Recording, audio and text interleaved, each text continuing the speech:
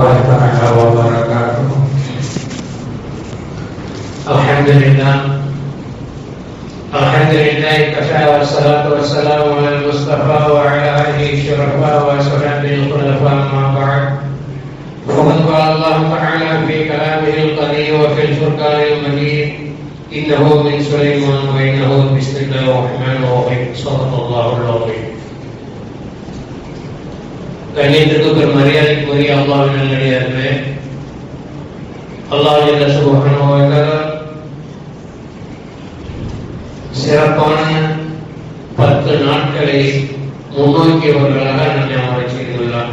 அல்ஹம்துலில்லாஹ்.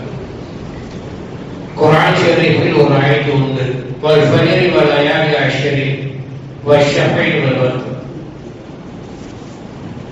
அதிகாலை நேரத்தின் மீது சத்தியமாக, 10 இரவுகள் மீது சத்தியமாக என்று அல்லாஹ் சத்தியம் என்று சொல்லுவான்.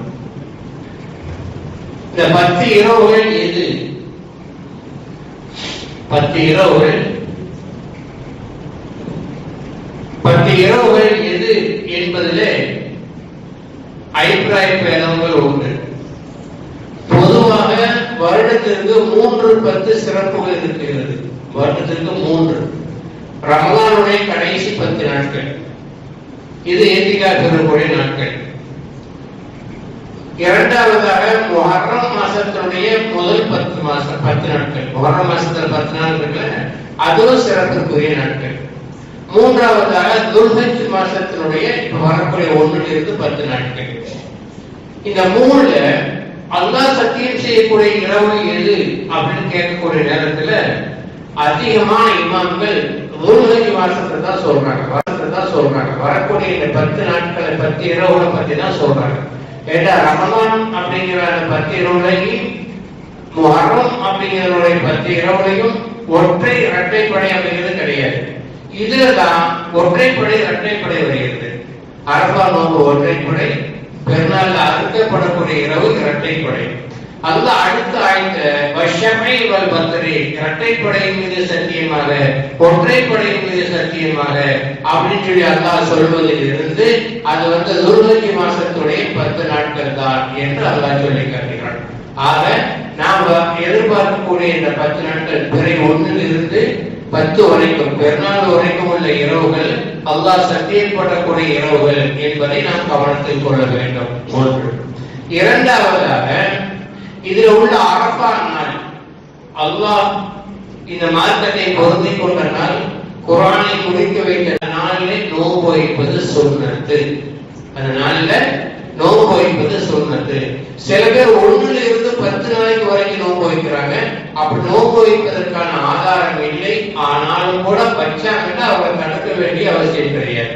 அது முஸ்தஹப்பான நோன்புல போயிடும். இது அபூ ஹுரைரா ரலியல்லாஹு தஆலா அன்ஹு அறிவிக்கிறார்கள், பெருமானார் ஸல்லல்லாஹு அலைஹி வஸல்லம் நோன்பு வைக்கல, 10 நாள் நோன்பு வைக்கல, அரபா நோன்பு தான் வச்சிருக்காங்க சொல்லி இருக்கிறாங்க. அபூ ஹுரைரா ரலியல்லாஹு தஆலா அன்ஹுடைய ஒரே ஒரு ஹதீஸ் ஆதாரமாக காணப்படுகிறது அந்த 10 நோன்பு வைப்பதற்கு. ஆனால் அது ஒரு வைஃபான ஹதீஸ் தான், அதனால அது ஆதாரமாக எடுத்துக்கொள்ள முடியாது. பெருமானார் ஸல்லல்லாஹு அலைஹி வஸல்லம் அவர்கள் சொன்னாங்க, யாரெல்லாம் குர்பானி கொடுக்க நாடி இருக்கிறார்களோ அவர்கள் இந்த 10 நாளுக்கு முடி அரைக்க கூடாது, சேவ் பண்ண கூடாது, நகவட்ட கூடாது என்று பெருமானார் ஸல்லல்லாஹு அலைஹி வஸல்லம் தடுத்திருக்கிறாங்க. இதற்கான தெளிவான ஆதாரங்கள் நிறைய ஹதீஸ்கள் காணப்படுகிறது. அது பெருமானார் ஸல்லல்லாஹு அலைஹி வஸல்லம் தடுத்திருக்கிறாங்க. இதற்கான தெளிவான ஆதாரங்கள் நிறைய ஹதீஸ்கள் காணப்படுகிறது. அது வெட்டாமல் இருப்பது சுன்னத் என்பதற்கு. ஏன் அப்படின்னு கேட்டாங்க, அந்த கியாமத் திருநாள் வருவதற்கு உடலையும் உள்ளத்தையும் செம்மைப்படுத்துதல். ஒரு மனிதன் ரொம்ப விரும்புவது பெருமைதான். அந்த பெருமையை ஒழிக்கிறதுக்கு அவன் அலங்கோலமா வைக்கிறது. அல்லாஹ், நீ நினைச்சீங்கன்னா இந்த ஆடு மாடு ஒட்டகம் இல்லை, என்னுடைய மனைவி மக்களை கூட உனக்காக தியாகம் செய்ய தயாரா இருக்கிறே, என்னையே நான் உனக்காக தியாகம் செய்ய சொல்றேன். நீ சொன்னீங்களா நேரத்தை வரல, நீ சொன்னீங்களா செய்ய முடியல, நீ சொன்னீங்களா முடிய வரல அப்படிங்கிற ஒரு உடல் ரீதியான ஒரு செயலை உருவாக்குவதற்காக வேண்டிதான் பெருமானார் ஸல்லல்லாஹு அலைஹி வஸல்லம் அப்படி சொல்லி தந்திருக்கிறாங்க.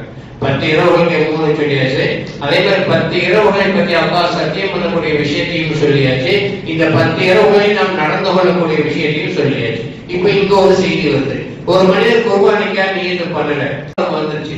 அப்ப நினைக்கிறாரு நம்ம குர்பானி கொடுக்குமே அப்படின்னு நினைக்கிறாரு. அந்த நேரத்துல அப்படி நினைச்சாரு சொல்லிட்டேன்னா, எப்ப நீயத்து பண்ணாரோ அதுல இருந்து குர்பானி கொடுப்பது வரைக்கும் அவர் இந்த செயலை ஃபாலோ பண்ணணும். புரியுதா நான் சொல்றது?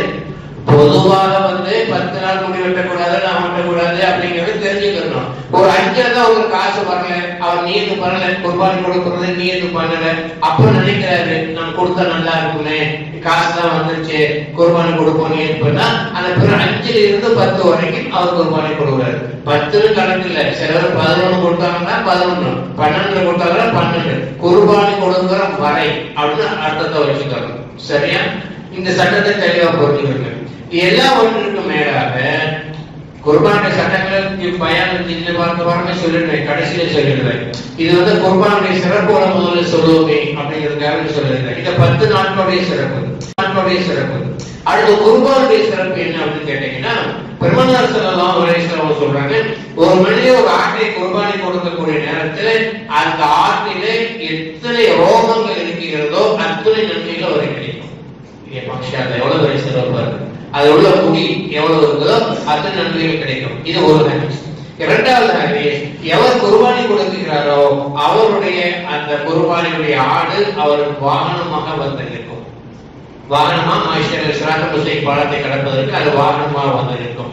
இது இரண்டாவது ஹதீஸ். பெருமானார் ஸல்லல்லாஹு அலைஹி வஸல்லம் அவர்கள் தன்னுடைய வாழ்நாள் முழுவதும் குர்பானி கொடுக்காமல் இருந்ததே இல்லை. எல்லா வருஷமும் கொடுத்துருவாங்க. அதை ஆயிஷா சித்திகா ரலியல்லாஹு தஆலா அறிவிக்கிறார்கள், நான் நபி அவரோடு ஹஜ்ஜுக்கு சென்றிருந்தேன். அந்த நேரத்தில் எனக்கு மாதவிடாய் ஏற்பட்டு விட்டது.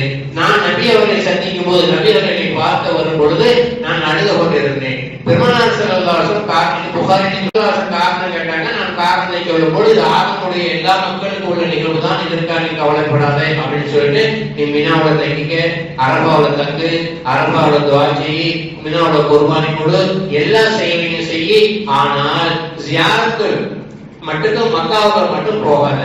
நீ ஜியாரத்தை மட்டும் இது முடிந்த பின்னால் ஜியாரத்து பண்ணிக்கொள், தவாப் செய்து கொள், அது வரைக்கும் மற்ற எல்லா அமல்களையும் கலந்து கொள் என்று சொன்னார்கள்.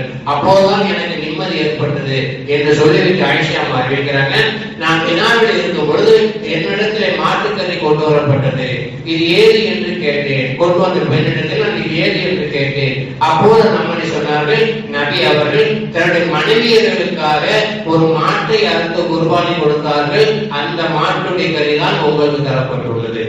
அந்த வார்த்தையை கவனிங்க. நபி அவர்கள் தன்னுடைய குடும்பத்தினருக்காக ஒரு மாட்டை அறுத்தார்கள், மனைவியருக்காக. அந்த மாட்டுடைய கறிதான் இது என்று சொல்லப்பட்டது. குடும்பத்தினருக்காக ஒரு மாட்டை அறுத்தார்கள், மனைவியருக்காக. அந்த மாட்டுடைய கறிதான் இது என்று சொல்லப்பட்டது. இந்த ஹதீஸும் சரியான ஒரு ஹதீஸ். சரியா? ஆக பெருமானார் ஸல்லல்லாஹு அலைஹி வஸல்லம் தனக்காகவும் தன்னுடைய குடும்பத்திற்காகவும் குர்பானி கொடுத்திருக்கிறார்கள் என்ற செய்தியை நம்மால் இந்த ஹதீஸிலிருந்து விளங்கிக் கொள்ளலாம். அடுத்து அனஸ் ரலியல்லாஹு அறிவிக்கிறாங்க, பெருமானார் ஸல்லல்லாஹு அலைஹி வஸல்லம் அவர்கள் கருப்பு கலந்த ஒரு செம்பரி ஆட்டை அல்லாஹ்வுடைய ரசூலுல்லாஹ் 2 ஆட்டை அறுத்தார்கள். ஒன்றை நியத்து செய்தார்கள், இது முஹம்மதுக்காக அறுக்கப்படுகிறது என்று நியத்து செய்தார்கள். மற்றொன்றை அறுக்கும் போது இது முஹம்மதுடைய குடும்பத்தினருக்காகவும் முஹம்மதுடைய உம்மத்தினருக்காகவும் அறுக்கப்படுகிறது என்று அல்லாஹ்வுடைய ரசூல் நியத்து பண்ணினார்கள் என்று ஹதீஸ் காணப்படுகிறது. இந்த ஹதீஸை அனஸ் ரலியல்லாஹு தஆலா அவர்கள் அறிவிக்கிறார்கள். மொத்தத்துல பெருமானார் ஸல்லல்லாஹு அலைஹி வஸல்லம் தனக்காகவும் தன்னுடைய குடும்பத்தினருக்காகவும் குர்பானி கொடுத்தார்கள் என்பதை நாம் இதிலிருந்து விளங்கிக் கொள்ள முடியுது. சரி, இரண்டாவது, குர்பானி கொடுத்த போது ஒரு தொழுகைக்கூடிய ஸ்மெல் வந்துச்சு. அப்போது யாரு தொழுகைக்கு முன்னால குர்பானி கொடுத்தது என்று கேட்டார்கள். ஒரு சஹாபி எதிர்த்து சொல்ல நான் தான் கொடுத்தேன் அப்படின்றாரு. இது குர்பானி ஆகாது, இதனுடைய சமையலுக்கான உள்ள கறிதான். குர்பானியுடைய டைமை தொழுகை முடித்த பின்புதான் என்று ரசூலுல்லாஹி ஸல்லல்லாஹு அலைஹி வஸல்லம் வேற ஆட்டா இருந்தாங்க.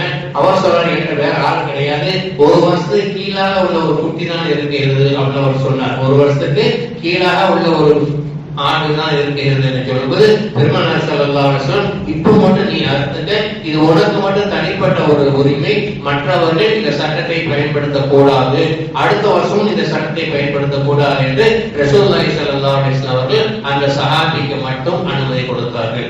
ஆக இதிலிருந்து என்ன தெரியுது, நம்ம ஆட்டை வந்து தொழுகைக்கு முன்னால் அறுத்தால் அது குர்பானிக்குள்ள போய் சேராது. அது வந்து சாதாரண சமையலுக்கு வீட்டு தேவைக்கு வேண்டிய ஒரு ஆட்டை அறுப்பதை போன்ற புகுமுறை தான் அது வந்து நிற்கும் என்ற சட்டத்தையும் இரண்டாவதாக புரிந்து கொள்ள வேண்டும். மூணாவதாக அஹமது பின் இஸ்ஹாக் என்ற ஒரு பெரிய இமாம், அவங்க அஹமது பின் இஸ்ஹாக், அவங்க சொல்றாங்க, அவங்க அறிவிக்கூடிய ஹதீஸ் அப்படியே அந்த வார்த்தையை நான் அப்படியே சொல்றேன். பெருமானார் ஸல்லல்லாஹு அலைஹி வஸல்லம் அவர்களுடைய காலத்துல நான் இப்ப கொடுத்த ஒரு ஹதீஸ் சொல்றாரு, என்னுடைய சகோதரர் ஒருத்தர் இருந்தார். அவர் வந்து வறிய நிலைமையில் இருந்தார். அவர் மீது குர்பானி கடமை இல்லை. குர்பானி யார் மீது கடமை இல்லை? எல்லா கடனும் போக ஒரு ஆடு வாங்குற அளவுக்கு அல்லது வந்து பங்குல சேர்ந்த அளவுக்கு தண்டனை காசு இருந்தால் அவர் மீது மட்டும்தான் குர்பானி கடமை. கடன் பட்டு குர்பானி கொடுக்க வேண்டிய அவசியம் கிடையாது. இது பொதுவான ஒரு ஜனங்களுக்கான ஒரு சட்டம். என்னுடைய சகோதரர் வறிய நிலைமையில இருந்தார். ஆனா வருஷம் குர்பானி கொடுத்துருவார். ரொம்ப ஏழை, ஆனா வருஷம் குர்பானி கொடுத்துருவார். அவரை இறந்து விட்டார். அவரை நான் கனவுகளை காண ஆசைப்பட்டேன். அதனால நான் 2 ரக்காத் தொழுது விட்டு அல்லாஹ்விடம் கேட்டேன், யா அல்லாஹ், இன்ன பேருடைய சகோதரருடைய நிலைமையை நான் காண விரும்புகிறேன், அவரை எனக்கு கனவில் காட்டிட்டா என்று கேட்டுவிட்டு பட்டேன். தொடர்ந்து துஆ செஞ்சுக்கிட்டே இருந்தேன். ஒரு நாள் அவர் கனவிலே வந்தார். என்னுடைய சகோதரர் கனவிலே வந்தார். அவர் ஒரு வெள்ளை குதிரையில் ஜம்முன பெரிய குதிரையில் உட்கார்ந்திருந்தார். அவருக்கு பின்னால் ஆடுகளும் மாடுகளும் சென்று கொண்டிருந்தன. ஒரு நிலைமை என்ன என்று கேட்டேன். அவர் சொன்னார், அல்லாஹ்வுடைய பாவங்களை எல்லாம் மன்னித்து என்னை சிறப்பாக வைத்திருக்கிறார் என்று சொன்னேன். இவையெல்லாம் என்ன என்று கேட்கும் பொழுது, இவைகளெல்லாம் நான் கொடுத்த குர்பானிகள் என்று அவர் சொன்னார். இவைகளெல்லாம் நான் கொடுத்த குர்பானிகள் என்று அவருக்கு சொன்னார். இங்க கவனிக்கப்பட வேண்டிய விஷயம் 2. ஒன்று, ஏழ்மை நிலையில் இருந்து அவர் குர்பானி கொடுத்தாலும் கூட அந்த இஹ்லாஸை அல்லாஹ் ஏற்றுக்கொண்டு அவருக்கு இந்த நிலைமையை கொடுத்திருக்கிறார் என்பதை நம்ம புரிந்து கொள்ள முடியும். அதனால் இந்த குர்பானிக்கு பொறுத்த வரைக்கும் இஹ்லாஸ் ரொம்ப ரொம்ப முக்கியம். ஆனா இப்ப அது ஒரு சடங்காகவும் வியாபாரமாகவும் போயிட்டு இருக்குது. ஆண்டு மெட்ராஸ் சிட்டியை பொறுத்த வரைக்கும் ஆண்டு இருக்கக்கூடிய சூழ்நிலை இல்லை அப்படிங்கிறத காரணம் காட்டி நான் பிளாக்ல இருக்கிறாங்க, பக்கத்துல இருக்க ஐயர்கள் இருக்கிறாங்க, ஆடுலாம் இருக்க முடியாது, எவ்வளவு வசதி உள்ள கூட நீ கூட்டு குர்பானிக்கு போய் சேர்ந்துக்கிறாங்க இல்லையா, ஈஸியா போயிடுச்சு. அதனால அவன் கூட்டு குர்பானிங்கிறத தன்னுடைய குர்பானி நிறைவேற்றப்படுதா அப்படிங்கிறத ஒரு செக் பண்ணிக்கலாம். தன்னுடைய குர்பானி கொடுக்கப்படுகிறீங்கன்னா ஒரு 200 பேருக்கு ஒரு 100 மாடை வாங்குறவங்க 200 பேருக்கு கொடுக்குறாங்க. ஆனா 201வது கொண்டு போய் கொடுக்கும் போது கூட சிலர் திரும்ப சொல்ற சிலர் ஆனா அந்த காசை வாங்கிக்கிறாங்க. ஃபுல்லாச்சுன்னு சொல்றதே கிடையாது, ஃபுல்லாச்சுங்க அப்படின்னு சொல்றதே கிடையாது. அதனால குர்பானுடைய விஷயத்தை பொறுத்த வரைக்கும் நீங்களாக அறுக்கிறது பெஸ்ட். பெருமானார் ஸல்லல்லாஹு அலைஹி வஸல்லம் எல்லா குர்பானுடைய ஆடுகளையும் தானா இருக்காங்க, குர்பானுடைய ஒட்டகத்தையும் தானா இருக்காங்க. இது ரசூலுல்லாஹி ஸல்லல்லாஹு அலைஹி வஸல்லம் காலத்தில் நடந்ததால் நாம் அறுப்பது சிறப்பு என்பதை விளக்கிக் கொள்ள வேண்டும். அடுத்ததாக முக்கியமான விஷயம், அடுத்த ஆப்பிரிக்காவுக்கு பதில் ரொம்ப தாய் தந்தையருக்காக குர்பானி கொடுக்குறாங்க, அம்மா அக்காவுக்காக கொடுக்குறாங்க, ரசூலுல்லாஹ்க்காக குர்பானி கொடுக்குறாங்க, தனக்கு கொடுக்கறது இல்லை. புரியல நான் சொல்றது? தனக்கு கொடுக்கறது இல்லை. இப்ப நான் இருக்கிறேன்னா எனக்கு கொடுக்கறது இல்லை. நான் எங்க அம்மாவுக்காக வேண்டியோ இறந்து போன எங்க அத்தாவுக்காக வேண்டிய குர்பானி கொடுக்குறேன். இது நிறைய செய்திகள் வந்து இருக்கு. எங்க அத்தா அம்மாவுக்காக குர்பானி கொடுக்கணும் அப்படின்னு ஒரு விஷயத்தை நல்லா தெரிஞ்சுக்கிடுங்க. ஒருத்தங்க இறந்து விட்டாரு என்று சொன்னால் அவர் மீது குர்பானி வாஜிப் இல்லை, கடமை இல்லை. முதல்ல யாரு கொடுக்கணும்டா, யார் உயிரோட இருக்கிறீங்களோ இது உங்களுக்கு கடமை, வாஜிப், சுன்னத்துக்கு மேல வாஜிபான ஒரு கடமை. இந்த கடமையை உங்கள் பேரில் நிறைவேற்றி விட்டு மேல் மிச்சமாக காசு இருந்தால் உங்க தாய் இருந்தா நம்பிக்கையா இருக்கலாம், கொடுக்கலாம். தவிர உங்களுக்கு இல்லாம பெற்றவங்களுக்காக வேண்டிய நம்பிக்கையாக இருக்கக்கூடாது.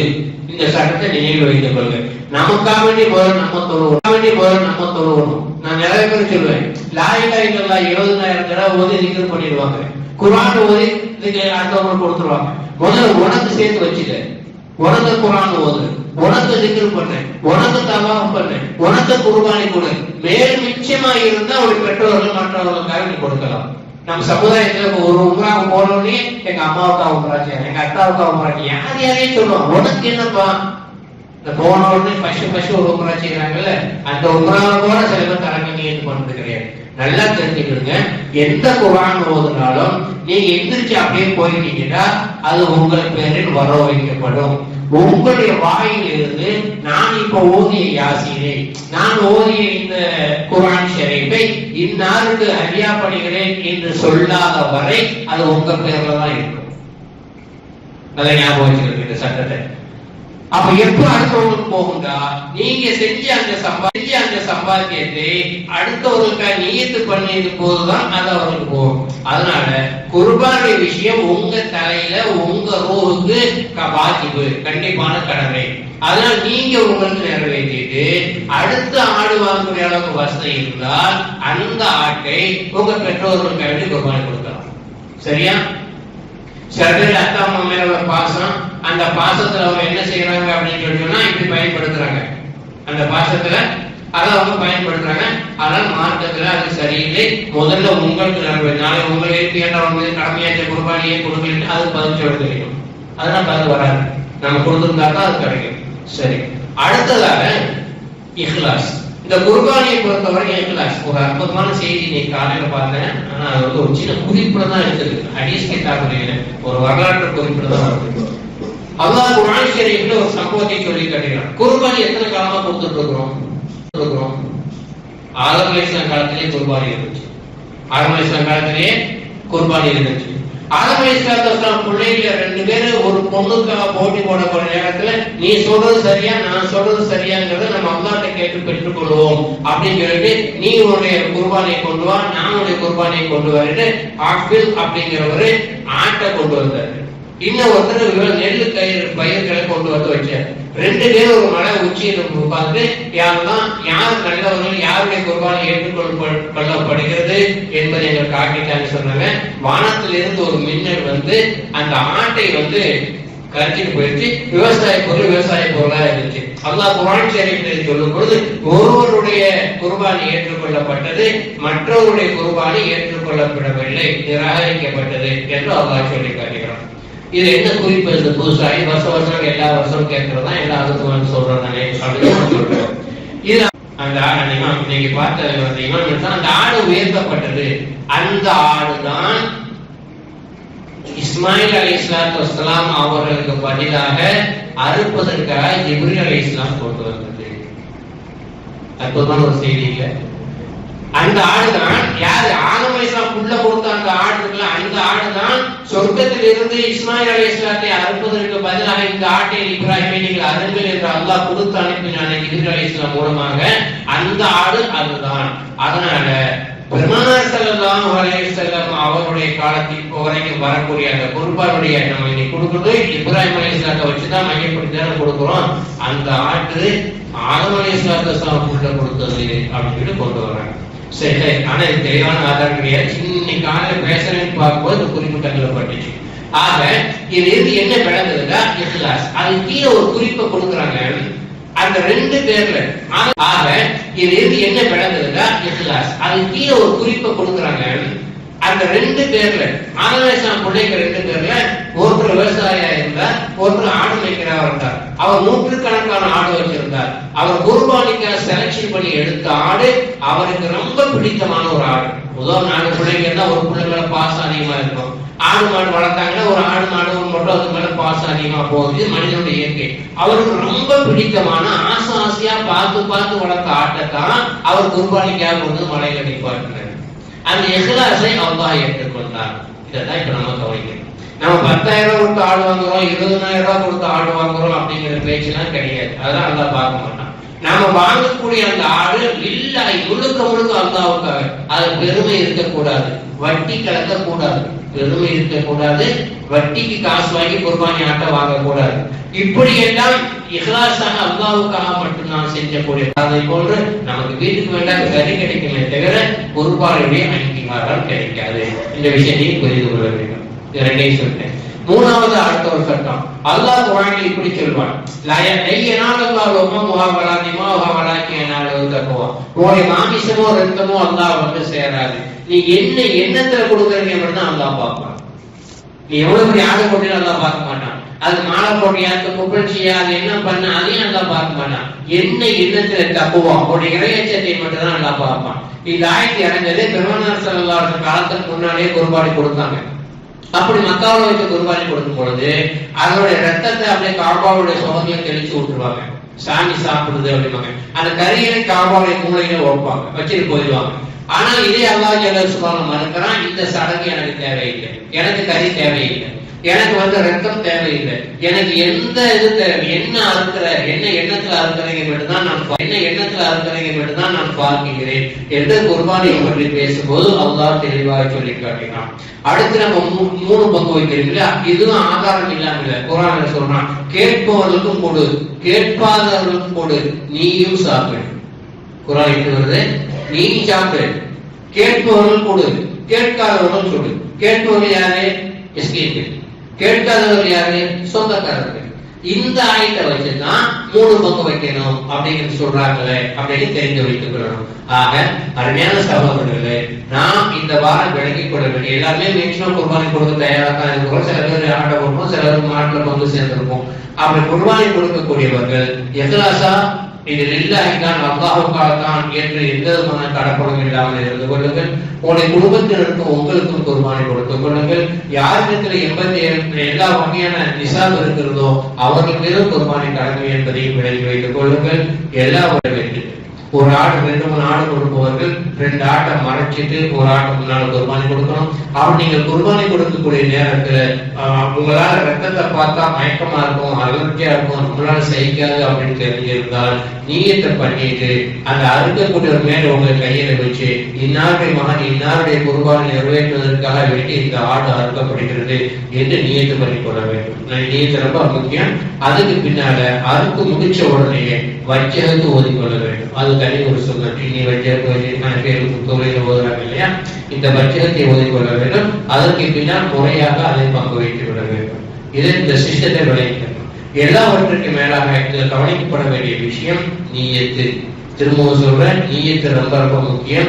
முதல்ல உங்களுக்காக வேண்டி ஒரு கடமையை நிறைவேற்றிட்டு அதற்கு பின்பு அல்லாஹ்வுடைய ரசூலுக்காக வேண்டியோ அதற்கு பின்பு உங்களுடைய பெற்றோர்களுக்காக வேண்டிய அதை கொடுக்கலாமே தவிர உங்களை விட்டு விட்டு உங்களுக்கு கொடுக்க அல்லாஹ்வுடைய ரசூலுக்காக வேண்டியோ அதற்கு பின்பு உங்களுடைய பெற்றோர்களுக்காக வேண்டிய அதை கொடுக்கலாமே தவிர உங்களை விட்டு விட்டு உங்களுக்கு கொடுக்காமல் அவர்களுக்கு மட்டும் கொடுத்து தவறு செய்து விட வேண்டாம். பொதுவா சொல்றேன், இது அடிக்கடி கேட்கக்கூடிய மசாலா தான். குர்ஆன் ஓதுறவங்க, லா இலாஹ இல்லல்லாஹ் ஓதுறவங்க தனக்கு முதல்ல சேமிச்சு வச்சுக்கிட்டு, நமக்கு நாளை சொர்க்கத்துல இடம் வேணும், உயர்வான அந்தஸ்து வேணும், நமக்கு டெபாசிட் பண்ணி வச்சுக்கணும். அந்த டெபாசிட்லாம் போக மேலும் நிச்சயமா இருந்துச்சுன்னா தான் நீங்கள் அடுத்தவர்களுக்கு ஹடியா பண்ண வேண்டும் என்று ஜெனரலான பொதுவான ஒரு சட்டத்தை மண்டையில எழுதிக்கிறீங்க. இது ரொம்ப ரொம்ப முக்கியமான விஷயம். இந்த குர்பானுடைய ரூல்ஸ் அண்ட் ரெகுலேஷன் எல்லாம் இன்னும் இருக்குது. அது இன்னும் கடையில ஒரு ஜும்மா இருக்கிறதுனால அந்த ஜும்மாவில் அந்த விஷயங்களை வந்து தெளிவாக பார்த்துக்கலாம். இப்போ நீங்க விளங்கிக் கொள்ள வேண்டிய விஷயம் இஹ்லாஸ். சட்டங்கள் குர்பானி எல்லாருமே கடமை. வருமானம் இல்லாம ஜகாத் கொடுக்குற மாதிரி இது கொடுக்குற மாதிரி இல்லை. இப்ப நேற்று ஒருத்தர் கேட்டாரு, எனக்கு அக்கீகா கொடுத்தாங்களா, எனக்கு 50 வயசுக்கு முன்னால எங்க அப்பா சட்டம் தெரிஞ்சு வெட்டா கொடுக்காம இருப்பாரு, ஒரே ஆட்டத்துக்கு நீயத்து பண்ணலாமா, இது எந்த கடமையான அக்கீகாவையும் எந்த கடமையான குர்பானையும் கொடுக்கிறேன் நீயத்து பண்ணலாமான்னு கேட்டாரு. ஜாயிஸாக ஒரு கல்ல ஒரு மாங்காய் அடிக்க முடியாது, 2 மாங்காய் அடிக்க முடியாது. சரியா? ஒரு குர்பானையே கொடு, நீயத்து அக்கீகா கொடு. இன்னொரு விஷயம், அக்கீகா எப்போ வேணாலும் கொடுக்கலாம். ஆடு குறைஞ்சிருக்க கூட அக்கீகா கொடுக்கலாம், ஊர்ல அக்கீகா கொடுக்கலாம். ஆனா இந்த குர்பானில அப்படி கொடுக்க முடியாது. துல்ஹஜ் மாசத்துல பிற 10ல தொழுகை முடிஞ்ச பின்னாலதான் கடமை. கடமை எப்பாது? தொழுகை முடிஞ்ச பின்னால 10ல கொடுக்கலாம், 11ல கொடுக்கலாம், 12ல கொடுக்கலாம். இது அபோனிக்காரங்களுடைய மதம். அதுக்கு அசர் வரையும் கொடுக்கலாம், இமாம் ஷாஃபி ரஹ்மத்துல்லாஹி அலைஹி மதம். ஆக 12 தான். 10, 11, 12 அசருக்குள்ள இந்த குர்பான் நிறைவேற்றுவது சுன்னத்து. 10 அன்னைக்கு அர்த்தால் என்ன நன்மையோ அதுதான் 11. 11க்கு அர்த்தால் என்ன நன்மையோ அதான் பண்ணி. ஏன்னா இப்ப கசாபிகெல்லாம் முதல்ல 500 ரூபா வாங்கினா, 500 ரூபா வாங்கினா, 600 ரூபா வாங்கினா, 1000 ரூபா வாங்கினா, 2000 வாங்கினா, 2500 போய் நிற்கிறாங்க. அது முதல் நாள் வந்து அவங்க ரொம்ப டிராவல் பண்றாங்க அப்படின்னா அடுத்த நாள் அறுத்துக்கலாம், அதுக்கு அடுத்த நாள் அறுத்துக்கலாம். இன்னைக்கே கொடுத்து ஆகணும் அப்படின்னு சட்டம் கிடையாது. அதுக்காக இந்த சட்டத்தை சொல்றேன். 12 அசருக்குள்ள நீங்க அதுக்கான முயற்சியை பண்ணிக்கிறீங்க. அதே மாதிரிதான் கூட்டு குர்பானி கொடுத்தவர்கள் குர்பானி நிறைவேற்றப்பட்டு விட்டதா என்பதை உறுதி பண்ணிக் கொள்ளுங்கள். யாருக்காக நீங்க கொடுக்குறீங்களோ, இப்போ உங்களுக்காக ஒரு ஆட்டை இருந்துட்டு வீட்டில் உள்ள மற்ற பேர்லாம் கூட்டு குர்பானி கொடுத்தீங்கன்னா அந்த நீயத்துகளை சரியா அவர்களை சொல்லி மனைவி பேரை மக்கள் அவங்க அத்தாவுடைய பேரை எல்லாம் சொல்லி அதை நிறைவேற்றி கொடுங்கள். அல்லாஹ் சுப்ஹானஹு வ தஆலா நம்முடைய குர்பானை நிறைவேற்றக்கூடிய ஒப்புக்கொள்ளக்கூடிய குர்பானியாக விரிவான இந்த வருடம் இந்த இந்தியாவிலிருந்து பொதுவாக உலகம் முழுவதும் சென்றக்கூடிய ஆகியனுடைய ஹஜ்ஜை மக்பூலாகவும் ஹஜ்ஜை மப்ரூராகவும் ஆகிய விரிவானாக. அல்லாஹ் சுப்ஹானஹு வ தஆலா இந்த நாட்டை ரொம்ப பயன்படுத்தி இருக்கிற பிரதமர் உட்பட எல்லாருமே அப்படிப்பட்ட பஞ்சத்திலிருந்தும் அல்லாஹ் சுப்ஹானஹு வ தஆலா